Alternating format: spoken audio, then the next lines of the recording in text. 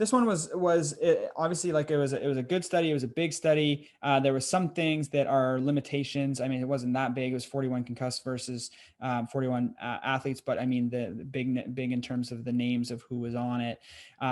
Diagnostic accuracy and reliability of sideline concussion evaluation. So what they did here is they looked at test retest reliability and diagnostic accuracy of various concussion tests. And so they examined, where's my mouse? They used the post-concussion symptom scale. They used the SAC, which is from the SCAT, which is word memory. It is concentration, which is the numbers in reverse and months of the year in reverse, and delayed recall, and that's it. And then they also did the BESS. They did the BESS, and then they did the King-Devick test, and then they did the eye-sync, and they looked at smooth pursuit testing on the eye-sync. So 41 concussed versus 41 match controls, and then they looked at sensitivity, specificity, all of this stuff, and what they found, and they also looked at reliability and accuracy and all that stuff. So maximum identified sensitivity, specificity of each test for predicting clinical concussion diagnosis. Symptom severity score. 81% sensitivity, 94% specificity when using a 3-point increase from baseline or over the normative data group. Symptom severity score, 91% accuracy, 81% accuracy using a 3-point increase. A 3-point increase from baseline. SAC was only 44% sensitive and 72% specificity using a 2-point difference on the entire SAC, which is word memory, concentration, delayed recall. And BESS was terrible as well. 40% sensitivity, 92% specificity using a 5-point increase in errors. Using a 5-point increase in errors. That's a lot of difference there. King-Devick test was good. 85% sensitivity, 76% specificity using any increase in time. And the eye-sync was also terrible. So here's an expensive technology: smooth pursuit, tangential variability, 48%, 58%, radial variability, 52%, 61%. Now here's the area under the curves, which again, as I was mentioning earlier, are all about accuracy.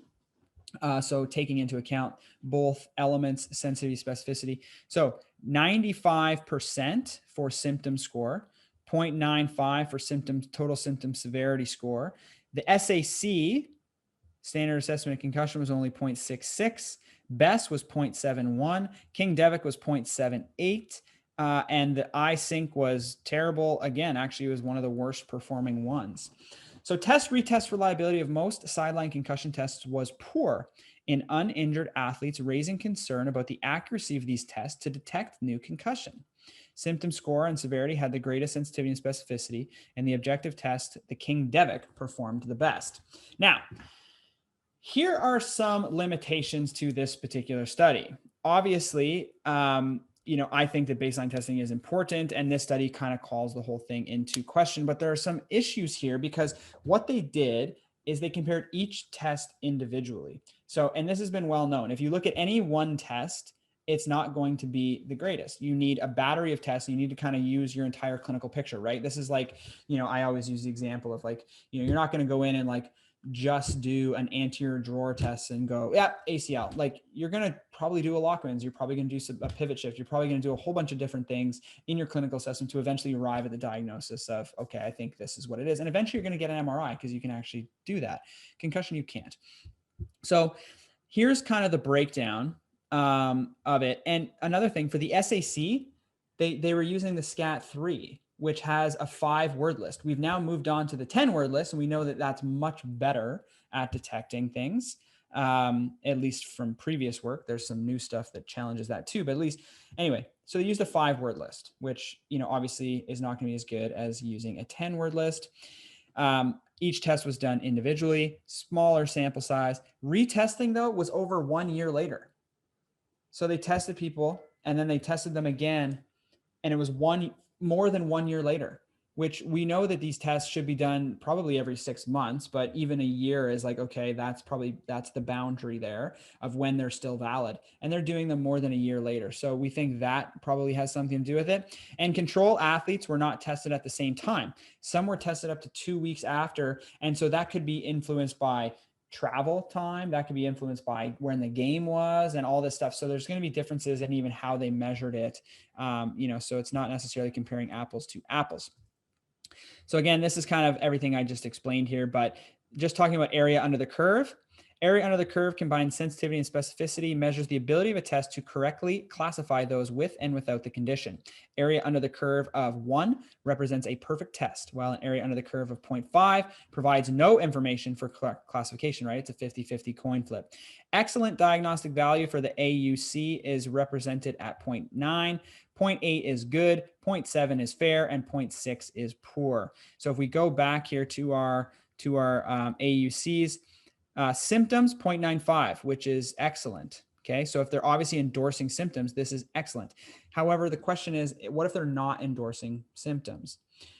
Standard assessment of concussion 0.66, which is poor, 0.71 on best, which is not great, and then 0.78 King-Devick is pretty good, right?